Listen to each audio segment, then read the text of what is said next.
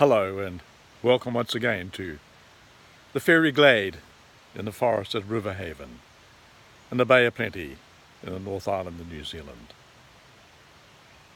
Sun is shining. It's just wonderful to be here once again in the forest. It was raining again last night and everything is fresh, and as I came down here, water was dripping all over me from the various branches and trees, and passing by through the young forest, it was just so invigorating.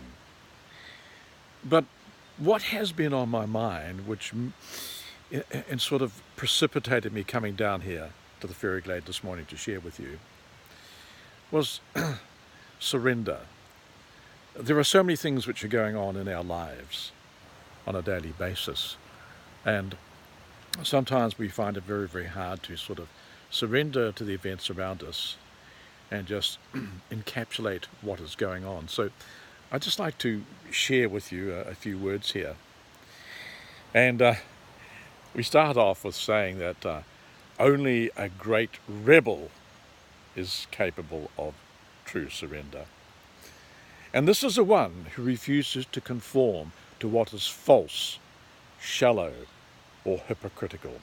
It requires great wisdom to surrender, to bow down to all that is real and honest, noble and true within oneself.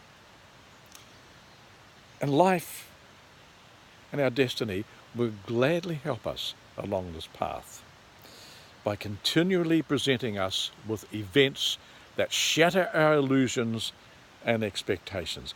We may indeed initially respond with resistance and even rage, to be transformed by a flash of insight into acceptance, which will slowly but surely deepen into a great understanding.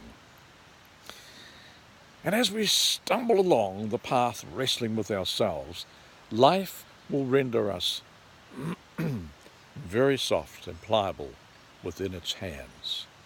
Ego-centered personalities will give way to the wonderful qualities of the subtler spirits, such as patience and trust. To be in tune with a spiritual master is a blessing. Compassionately, they show us how to take true responsibility for ourselves, ultimately helping us to become both our own master and disciple. And this happens slowly but surely as we learn to trust the invisible guidance that flows from our own higher self. It is the supernatural presence of divine love intervening in our lives that brings the grace to surrender.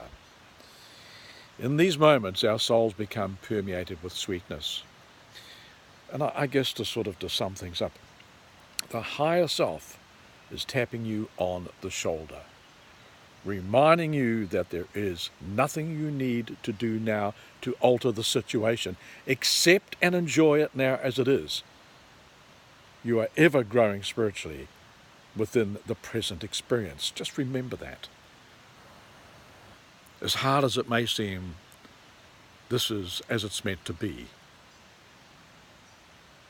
And I suppose it's easy enough to say we go with the flow. But even within the flow, we will still try and swim against the current. But sometimes we have to surrender to the current and just be carried gently on the flow of life. Never letting go and surrendering who we truly are, and not surrendering ourselves to the hypocrisy in the world that we observe, but just learning to cope with it, to stand tall and proud, and to individually be like a lighthouse.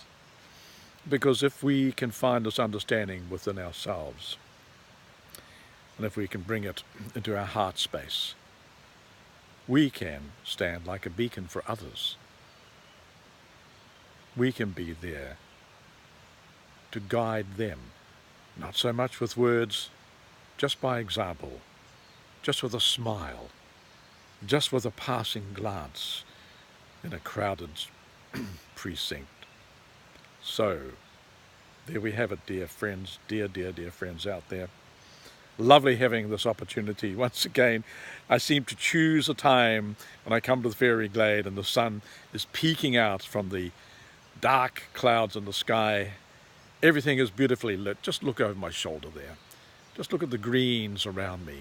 This is just beautiful. The young ferns here. Everything is full of life.